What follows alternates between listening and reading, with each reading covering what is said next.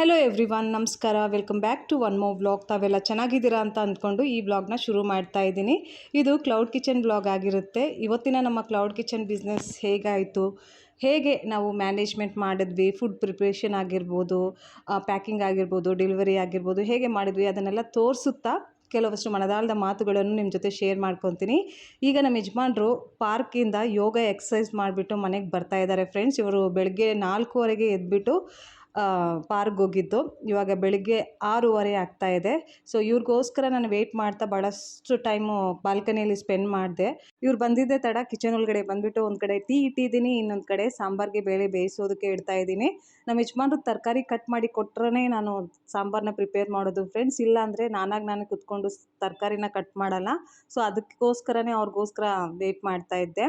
ಇದು ರೂಢಿ ಮಾಡ್ಕೊಂಡ್ಬಿಟ್ಟಿದ್ದೀನಿ. ಇಲ್ಲ ಅಂತಂದರೆ ನಾನೇ ಎಲ್ಲನೂ ಮಾಡ್ಕೋಬೇಕಾಗಿ ಬರುತ್ತೆ. ಸೊ ಅಟ್ಲೀಸ್ಟ್ ನಮ್ಮ ಯಜಮಾನ್ರು ತರಕಾರಿ ಕಟ್ ಮಾಡಿ ಕೊಟ್ಟರೆ ನನಗೆ ಸ್ವಲ್ಪ ಮಟ್ಟಿಗೆ ಈಸಿ ಆಗುತ್ತೆ ಅಂತ ಹೇಳ್ಬಿಟ್ಟು ಆ ಒಂದು ಕೆಲಸನ ನಮ್ಮ ಯಜಮಾನ್ರಿಗೆ ನಾನು ಅಸೈನ್ ಮಾಡಿದ್ದೀನಿ. ಸೊ ಅವ್ರು ಕುತ್ಕೊಂಡು ತರಕಾರಿ ಕಟ್ ಮಾಡಿ ಕೊಡ್ತಾ ಇದ್ದಾರೆ. ಇಲ್ಲಿ ನಾನು ಸಾಂಬಾರ್ಗೆ ಮಸಾಲ ಪ್ರಿಪೇರ್ ಮಾಡ್ಕೊತಾ ಇದ್ದೀನಿ. ಇವತ್ತು ಮಹಾಲಯ ಅಮಾವಾಸ್ಯೆ ಇರೋ ಕಾರಣದಿಂದ ಅಷ್ಟು ಆರ್ಡರ್ಸ್ ಬರಲ್ಲ ಅಂತ ಅಂದ್ಕೊಂಡಿದ್ವಿ. ಬಟ್ 5 ಫ್ರೆಶ್ ಆರ್ಡರ್ಸ್ ಬಂತು. ಒಂದು ಪ್ರೀ ಆರ್ಡರ್ ಆಲ್ರೆಡಿ ಇತ್ತು ನಮಗೆ. ಲಾಸ್ಟ್ ವೀಕೆ ಒಬ್ಬ ರೆಗ್ಯುಲರ್ ಕಸ್ಟಮರು ಪ್ರೀ ಆರ್ಡರ್ ಕೊಟ್ಟಿದ್ರು. 50 ಇಡ್ಲೀಸು, 10 ಪ್ಲೇಟು ಸೆಟ್ ದೋಸೆ, 5 ಪ್ಲೇಟು ಆಲೂ ಸ್ಟಫ್ ದೋಸೆದು. ಸೊ ಅದಕ್ಕೆ ಪ್ರಿಪೇರ್ ಮಾಡ್ಕೊಂಡ್ಬಿಡೋಣ ಅಂತ ನಾವು ಅಂದ್ಕೊಂಡಿದ್ರೆ ಇನ್ನು ಫ್ರೆಶ್ ಆರ್ಡರ್ಸೂ ಬಂತು. ಸೊ ಅದಕ್ಕೆ ತಕ್ಕಂಗೆ ಇವಾಗ ಕುಕ್ಕಿಂಗ್ ಮಾಡ್ಕೊತಾ ಇದ್ದೀನಿ. ನಮ್ಮ ಯಜಮಾನ್ರು ಕುತ್ಕೊಂಡು ಆರಾಮಾಗಿ ಟೀ ಕುಡಿತಾ ತರಕಾರಿ ಕಟ್ ಮಾಡಿ ಕೊಡ್ತಾ ಇದ್ದಾರೆ. ಇನ್ನೊಂದು ಕಡೆ ಮೊಬೈಲಲ್ಲಿ ಗುರ್ಬಾನಿ ಪ್ಲೇ ಮಾಡಿದ್ದಾರೆ ಫ್ರೆಂಡ್ಸ್. ಬೆಳಗಿನ ಜಾವ ಈ ಥರ ಕೆಲಸ ಮಾಡ್ಕೊಳ್ಳೋವಾಗ ದೇವ್ರದ್ದು ಏನಾದರೂ ಭಜನೆ, ಕೀರ್ತನ್ ಇವನ್ನೆಲ್ಲ ಕೇಳಿಸ್ಕೊಂಡು ಕೆಲಸ ಮಾಡ್ತಾಯಿದ್ರೆ ತುಂಬ ಪಾಸಿಟಿವ್ ವೈಬ್ಸ್ ಇರುತ್ತೆ. ನಿಮಗೆಲ್ಲ ತಿಳಿದಿರೋ ಹಾಗೆ ಈ ಕ್ಲೌಡ್ ಕಿಚನ್ ಬಿಸ್ನೆಸ್ನ ನಾವು ಬಾಡಿಗೆ ಮನೆಯಿಂದ ಮಾಡ್ತಾ ಇರೋದು. ಸೊ ಬಾಡಿಗೆ ಮನೆಯಿಂದ ಬಿಸ್ನೆಸ್ ಮಾಡ್ತಾ ಇದ್ದೀವಿ ಅಂತ ಅಂದಾಗ ಲಿಮಿಟೇಷನ್ಸ್ನ ಮೈಂಡಲ್ಲಿ ಇಟ್ಕೊಂಡೇ ಮಾಡಬೇಕಾಗಿ ಬರುತ್ತೆ. ನಮ್ಗೆ ಇಷ್ಟ ಬಂದಂಗೆ ಆರ್ಡರ್ಸ್ನ ತಗೊಂಡು ದೊಡ್ಡ ಮಟ್ಟಕ್ಕೆ ಬಿಸ್ನೆಸ್ ಮಾಡೋದಕ್ಕೆ ಸಾಧ್ಯ ಆಗೋದಿಲ್ಲ. ನಾವು ಈ ಕ್ಲೌಡ್ ಕಿಚನ್ ಬಿಸ್ನೆಸ್ನ ಶುರು ಮಾಡಿದಾಗಲಿಂದ 5ರಿಂದ 6 ಬಾರಿ ತುಂಬ ದೊಡ್ಡ ಆರ್ಡರ್ಸ್ ನಮಗೆ ಬಂದಿರೋದುಂಟು ಫ್ರೆಂಡ್ಸ್. ಬಟ್ ಆರ್ಡರ್ಸ್ನ ತಗೊಂಡು ಬಿಸ್ನೆಸ್ಸಲ್ಲಿ ಕನ್ವರ್ಟ್ ಮಾಡ್ಕೊಳ್ಳೋದಕ್ಕೆ ಆಗಿರಲಿಲ್ಲ. ಯಾಕೆ ಅಂತ ಅಂದರೆ ನಾವು ಬಾಡಿಗೆ ಮನೆಯಿಂದ ಈ ಬಿಸ್ನೆಸ್ನ ಮಾಡ್ತಾ ಇರೋದು. ನಮಗೆ ಅಂತ ಕೆಲವಷ್ಟು ಲಿಮಿಟೇಷನ್ಸ್ ಇದೆ. ಸೊ ಅದಕ್ಕೆ ತಕ್ಕಂಗೆ ನಾವು ಆರ್ಡರ್ಸ್ನ ತಗೊತಾ ಇದ್ದೀವಿ. ನಮ್ಮ ರೆಗ್ಯುಲರ್ ಕಸ್ಟಮರ್ ಒಬ್ಬರು ಅವ್ರ ಮನೆಯಲ್ಲಿ ಮದುವೆದು ಫಂಕ್ಷನ್ ಇದೆ ಅಂತ ಹೇಳಿಬಿಟ್ಟು 60ರಿಂದ 70 ಜನರಿಗೆ ನಮ್ಮ ಸೌತ್ ಇಂಡಿಯನ್ ಫುಡ್ನ ಸರ್ವ್ ಮಾಡೋದಕ್ಕೆ ಆಫರ್ ಮಾಡಿದ್ರು. ಬಟ್ ಅದು ವೀಕ್ ಡೇಸ್ ಆದ ಕಾರಣದಿಂದ ನಾವು ಆರ್ಡರ್ನ ತಗೊಳ್ಳೋದಕ್ಕೆ ಆಗಿರಲಿಲ್ಲ. ನಮ್ಮ ಯಜಮಾನ್ರು ವೀಕ್ ಡೇಸಲ್ಲಿ ಕೆಲ್ಸಕ್ಕೆ ಹೋಗಿಬಿಡ್ತಾರೆ. ನಾನೊಬ್ಬಳೇ ಎಲ್ಲನೂ ಪ್ರಿಪೇರ್ ಮಾಡಿ ಸರ್ವ್ ಮಾಡೋದಕ್ಕೆ ಸಾಧ್ಯ ಇಲ್ಲ ಅಂತ ಹೇಳಿಬಿಟ್ಟು ರಿಜೆಕ್ಟ್ ಮಾಡಿದ್ವಿ.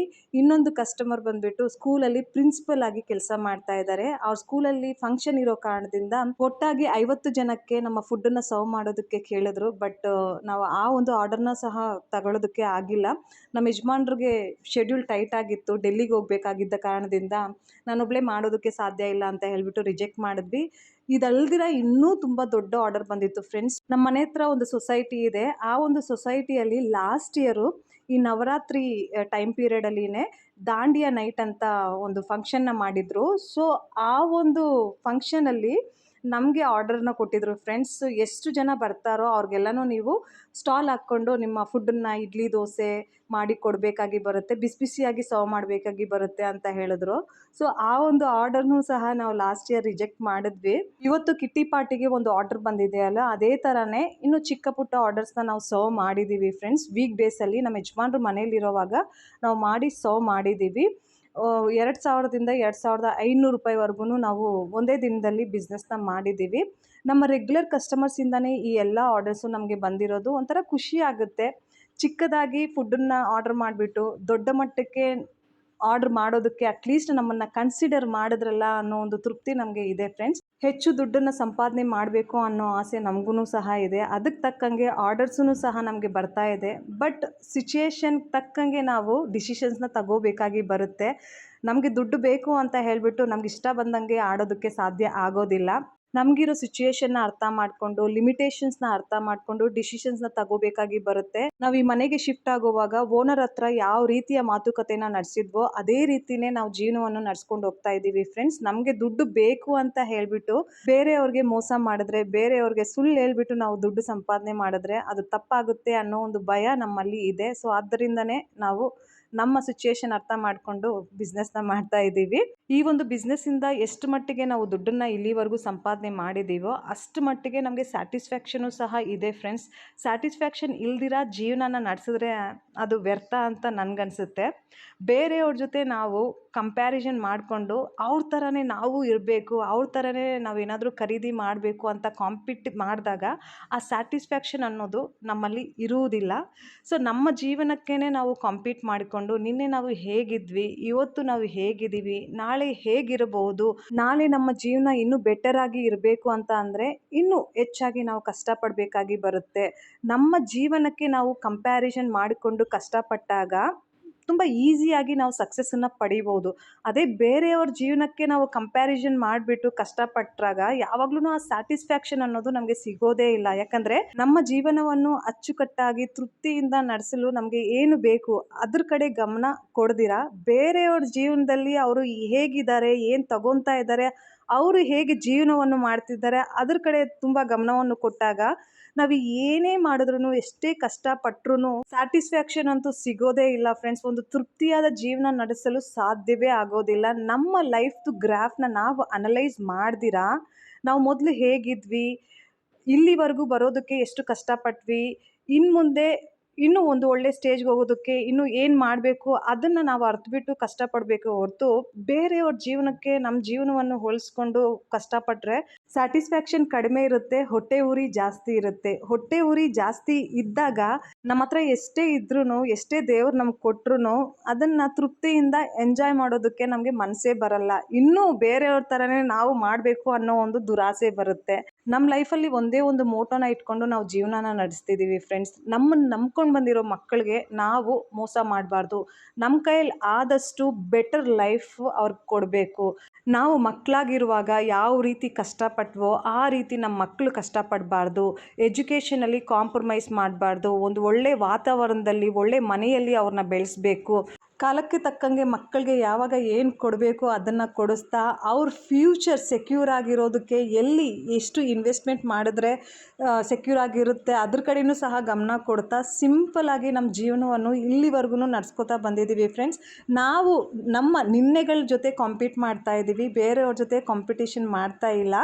ಬೇರೆಯವ್ರ ಜೊತೆ ಏನಾದರೂ ನಾವು ಕಾಂಪೀಟ್ ಮಾಡಿದಿದ್ರೆ ಎಲ್ಲೋ ಒಂದು ಕಡೆ ನಾವಿನ್ನೂ ಪ್ರೋಗ್ರೆಸ್ ಆಗಿಲ್ಲ ಅನ್ನೋ ಒಂದು ಫೀಲಿಂಗ್ ನಮಗೆ ಬರ್ತಾ ಇತ್ತು. ಯಾಕಂದರೆ ಕೆಲವು ನಮ್ಮ ಫ್ರೆಂಡ್ಸ್ ಆಗಿರ್ಬೋದು, ರಿಲೇಟಿವ್ಸ್ ಆಗಿರ್ಬೋದು, ಇಲ್ಲಾಂದರೆ ಕೊಲೀಗ್ಸ್ ಆಗಿರ್ಬೋದು ನಮಗಿಂತ ಚೆನ್ನಾಗಿ ಲೈಫ್ನ ಲೀಡ್ ಮಾಡ್ತಾ ಇದ್ದಾರೆ, ಸ್ವಂತ ಮನೆಗಳನ್ನ ಕಟ್ಸ್ಕೊಂಡಿದ್ದಾರೆ, ಲಕ್ಸುರಿಯಸ್ ವೆಹಿಕಲ್ಸ್ನ ಖರೀದಿ ಮಾಡಿದ್ದಾರೆ, ಇಂಟರ್ನ್ಯಾಷನಲ್ ಟ್ರಿಪ್ಸ್ ಎಲ್ಲನೂ ಮಾಡ್ಕೊಂಡು ಬಂದಿದ್ದಾರೆ. ನಾವು ಅವ್ರ ಜೀವನದ ಬಗ್ಗೆ ಗಮನ ಕೊಟ್ಬಿಟ್ಟು ಅವ್ರು ಇದೆಲ್ಲ ಮಾಡ್ತಾ ಇದ್ದಾರೆ, ನಾವು ಈ ಥರ ಏನು ಮಾಡ್ತಾ ಇಲ್ಲ ಅಂತ ಕಂಪ್ಯಾರಿಸನ್ ಮಾಡಿಕೊಂಡಾಗ ನೆಗೆಟಿವ್ ಫೀಲಿಂಗ್ಸ್ ನಮ್ಮ ಲೈಫ್ನ ಅಟ್ಯಾಕ್ ಮಾಡುತ್ತೆ. ನೆಗೆಟಿವ್ ಥಾಟ್ಸಿಂದಾನೇ ನಾವು ಇಷ್ಟೇನಾ ಅನ್ನೋ ಒಂದು ಫೀಲಿಂಗ್ ಬರುತ್ತೆ. ನಾವು ಏನೇ ಮಾಡ್ತಾ ಇದ್ರೂ ಒಂದು ಸ್ಯಾಟಿಸ್ಫ್ಯಾಕ್ಷನ್ ಸಿಗೋದೇ ಇಲ್ಲ. ನಮಗೆ ಎಷ್ಟು ಬೇಕೋ ಅಷ್ಟು ದುಡ್ಡು ಸಂಪಾದನೆ ಮಾಡ್ತಿದ್ರು ಇಷ್ಟೇನಾ ಅನ್ನೋ ಥರ ಫೀಲಿಂಗ್ ಬರುತ್ತೆ. ಅದಕ್ಕೆ ಸುಮ್ಮನೆ ಏನಕ್ಕೆ ಬೇರೆಯವ್ರ ಜೊತೆ ನಮ್ಮ ಲೈಫನ್ನ ಕಂಪೇರ್ ಮಾಡ್ಕೋಬೇಕು. ಬೇರೆಯವ್ರ ಲೈಫ್ ಬೇರೆಯವ್ರದ್ದೇ ಆಗಿರುತ್ತೆ, ನಮ್ಮ ಲೈಫ್ ನಮ್ದಾಗಿರುತ್ತೆ. ನಮ್ಗೆ ಗೊತ್ತಿರುತ್ತೆ ನಮ್ಮ ಸಿಚುಯೇಷನ್ ಹೇಗಿದೆ, ನಮ್ಮ ಎಜುಕೇಷನ್ ಹೇಗಿದೆ, ನಮ್ಮ ಫ್ಯಾಮಿಲಿ ಬ್ಯಾಕ್ಗ್ರೌಂಡ್ ಹೇಗಿದೆ, ನಾವು ಮೊನ್ನೆ ಹೇಗಿದ್ವಿ, ನಿನ್ನೆ ಹೇಗಿದ್ವಿ, ಇವತ್ತು ಹೇಗಿದ್ದೀವಿ, ನಾಳೆ ಹೇಗೆ ನಮ್ಮನ್ನು ನಾವೇ ಬೆಟರಾಗಿ ಮಾಡ್ಕೋಬೋದು ಅಂತ ನಮಗೆ ಗೊತ್ತಿರುತ್ತೆ. ಸೊ ನಮ್ಮ ಕಡೆ ನಾವು ಗಮನ ತುಂಬ ಕೊಟ್ಬಿಟ್ಟು ಬೇರೆಯವ್ರನ್ನ ನೋಡಿ ಕಲಿಬೋದು. ಅವರು ಹೇಗೆ ಕಷ್ಟಪಟ್ಬಿಟ್ಟು ಮೇಲೆ ಬಂದಿದ್ದಾರೆ ಅದ್ರ ಕಡೆ ಗಮನ ಕೊಟ್ಬಿಟ್ಟು ನಾವು ಅವರಿಂದ ಸ್ವಲ್ಪ ಕಲಿತು ಅಸೂಯೆ ಪಡ್ದಿರ ಸ್ಕಿಲ್ಸ್ ಎನ್ಹಾನ್ಸ್ ಮಾಡಿಕೊಂಡು ನಾಲೆಜ್ನ ಎನ್ಹಾನ್ಸ್ ಮಾಡಿಕೊಂಡು ನಮ್ಮ ಕೈಯಲ್ಲಿ ಆದಷ್ಟು ಪ್ರಯತ್ನ ನಾವು ಪಟ್ಬಿಟ್ಟು ನಮ್ಮ ಜೀವನವನ್ನು ಸುಧಾರಿಸ್ಕೊಳ್ಳೋದಕ್ಕೆ ಸಾಧ್ಯ ಆಗುತ್ತೆ. ಬೇರೆಯವ್ರನ್ನ ನೋಡಿ ಹೊಟ್ಟೆ ಉರ್ಕೊಂಡು ಅವ್ರ ಥರನೇ ನಾವು ಆಗಬೇಕು ಅಂತ ಅಂದರೆ ಲೈಫಲ್ಲಿ ಎಷ್ಟೇ ಇದ್ರೂ ಸ್ಯಾಟಿಸ್ಫ್ಯಾಕ್ಷನ್ ಅಂತೂ ಸಿಗೋದೇ ಇಲ್ಲ.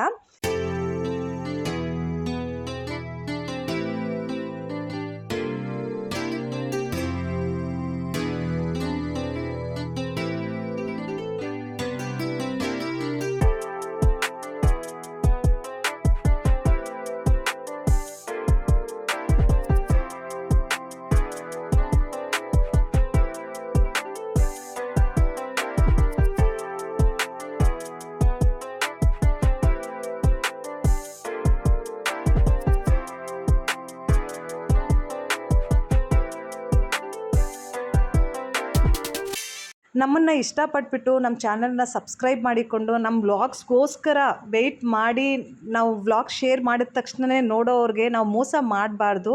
ಇಲ್ಲಿಯವರೆಗೂ ನಮ್ಮ ಜೀವನವನ್ನು ನಾವು ಹೇಗೆ ಸಾಗಿಸ್ತಾ ಬಂದಿದ್ದೀವಿ, ಏನೆಲ್ಲ ಕಷ್ಟಗಳನ್ನ ಅನುಭವ ಮಾಡಿದ್ದೀವಿ, ಅದನ್ನೆಲ್ಲ ಹೇಳ್ತಾ ತೋರಿಸ್ತಾ ರಿಯಲಿಸ್ಟಿಕ್ ಆಗಿ ನಾನು ವ್ಲಾಗ್ಸ್ನ ಶೇರ್ ಮಾಡಿದ್ದೀನಿ. As A life style vlogger ಆಗಿಬಿಟ್ಟು, ಆ್ಯಸ್ ಎ ಇನ್ಫ್ಲೂಯೆನ್ಸರ್ ಆಗಿಬಿಟ್ಟು ನಾನು ರಿಯಲಿಸ್ಟಿಕ್ ಆಗಿ ಎಲ್ಲವನ್ನು ಹೇಳೋದಕ್ಕೆ ಇಷ್ಟಪಡ್ತೀನಿ ಫ್ರೆಂಡ್ಸ್. ಬರೀ ಮೇಲ್ಮೇಲೆ ತೋರಿಸೋದಕ್ಕೆ ನಾನು ತುಂಬ ಚೆನ್ನಾಗಿದ್ದೀನಿ, ಹ್ಯಾಪಿಯಾಗಿದ್ದೀನಿ, ನಮ್ಮ ಹತ್ರ ಇದಿದೆ ಅದಿದ್ರೆ ಅಂತ ಬೇರೆಯವ್ರನ್ನ ಇಂಪ್ರೆಸ್ ಮಾಡೋದಕ್ಕೆ ವ್ಲಾಗ್ಸ್ ಮಾಡ್ತಾ ಇಲ್ಲ. ರಿಯಲಿಸ್ಟಿಕ್ ಆಗಿ ಎಕ್ಸ್ಪೀರಿಯನ್ಸ್ಗಳನ್ನ ಶೇರ್ ಮಾಡ್ತಾ ಇದ್ದೀನಿ. ನನ್ನ ವ್ಲಾಗ್ಸ್ ಮುಖಾಂತರ ಏನಾದರೂ ಒಂದು ಮೆಸೇಜ್ ಕೊಡೋದಕ್ಕೆ ಪ್ರಯತ್ನ ಪಡ್ತಿದ್ದೀನಿ. ಐ ಹೋಪ್ ನನ್ನ ಈ ಪ್ರಯತ್ನ ನಿಮಗೆಲ್ಲನೂ ಇಷ್ಟ ಆಗುತ್ತೆ ಅಂತ ಅಂದ್ಕೊತೀನಿ. ತುಂಬ ದಿನಗಳಿಂದ ಈ ಕಂಪ್ಯಾರಿಸನ್ ಟಾಪಿಕ್ ಬಗ್ಗೆ ಮಾತಾಡಬೇಕು ಅಂತ ಅಂದ್ಕೊಳ್ತಾ ಇದ್ದೆ, ಬಟ್ ಹಂಗೂ ಹಿಂಗೂ ಎಲ್ಲೋ ಡೈವರ್ಟ್ ಆಗಿಬಿಟ್ಟು ಬೇರೆ ಬೇರೆ ಕತೆಗಳನ್ನೇ ನಿಮ್ಮ ಜೊತೆ ಶೇರ್ ಮಾಡ್ತಾ ಇದ್ದೆ. ಸೊ ಇವತ್ತು ಫೈನಲ್ ಆಗಿ ತುಂಬ ಮುಖ್ಯವಾದ ಟಾಪಿಕ್ ಕಂಪ್ಯಾರಿಸನ್ ಬಗ್ಗೆ ಮಾತಾಡಿದ್ದೀನಿ. ಬೇರೆಯವ್ರ ಜೀವನದ ಬಗ್ಗೆ ನೀವು ತಲೆನೇ ಕೆಡಿಸ್ಕೋಬೇಡಿ. ನಿಮ್ಮ ಜೀವನ ಹೇಗಿದೆ ಅನ್ನೋದನ್ನು ಮೊದಲು ಅರ್ಥ ಮಾಡಿಕೊಂಡು ಆ ಜೀವನಕ್ಕೆ ತಕ್ಕಂಗೆ ಕಷ್ಟಪಡೋದಕ್ಕೆ ಪ್ರಯತ್ನ ಪಡಿ. ಲೈಫ್ ಪೀಸ್ಫುಲ್ ಆಗಿ ಮತ್ತು ಹ್ಯಾಪಿಯಾಗಿರುತ್ತೆ. ಸೊ ಇವತ್ತಿನ ನಮ್ಮ ಕ್ಲೌಡ್ ಕಿಚನ್ ವ್ಯಾಪಾರಕ್ಕೆ ಬೇಕಾಗಿರುವ ಇಡ್ಲಿ, ದೋಸೆ, ಸಾಂಬಾರ್, ಚಟ್ನಿ, ಆಲೂಗಡ್ಡೆ ಪಲ್ಯ ಎಲ್ಲ ಪ್ರಿಪೇರ್ ಮಾಡಿಬಿಟ್ಟು ಇವಾಗ ಪ್ಯಾಕ್ ಮಾಡ್ತಾ ಇದ್ದೀವಿ. ಪ್ಯಾಕ್ ಮಾಡಿದ್ಮೇಲೆ ನಮ್ಮ ಯಜಮಾನ ತೊಗೊಂಡೋಗ್ಬಿಟ್ಟು ಡೆಲಿವರ್ ಮಾಡ್ತಾರೆ. ಸೊ ಇಷ್ಟೇ ಫ್ರೆಂಡ್ಸ್ ಇವತ್ತಿನ ಈ ವ್ಲಾಗಲ್ಲಿ. ಐ ಹೋಪ್ ನಿಮಗೆ ಈ ವ್ಲಾಗ್ ಇಷ್ಟ ಆಗುತ್ತೆ ಅಂತ ಅಂದ್ಕೊತೀನಿ. ಸ್ವಲ್ಪ ಮಟ್ಟಿಗೆ ಆದರೂ ಇಷ್ಟ ಆದರೆ ಪ್ಲೀಸ್ ವ್ಲಾಗ್ನ ಲೈಕ್ ಮಾಡೋದನ್ನು ಮರಿಬೇಡಿ. ಇನ್ನು ಚಾನಲ್ನ ಸಬ್ಸ್ಕ್ರೈಬ್ ಮಾಡ್ಕೊಂಡಿಲ್ಲ ಅಂತ ಅಂದರೆ ಸಬ್ಸ್ಕ್ರೈಬ್ ಮಾಡಿಕೊಂಡು ಎಲ್ಲ ವ್ಲಾಗ್ಸ್ನ ನೋಡಿ. ಮತ್ತೆ ಸಿಗೋಣ ಇನ್ನೊಂದು ವ್ಲಾಗಲ್ಲಿ. ಅಲ್ಲಿಯವರೆಗೂ please do take care of yourself. Thank you so much for watching. Bye bye, take care.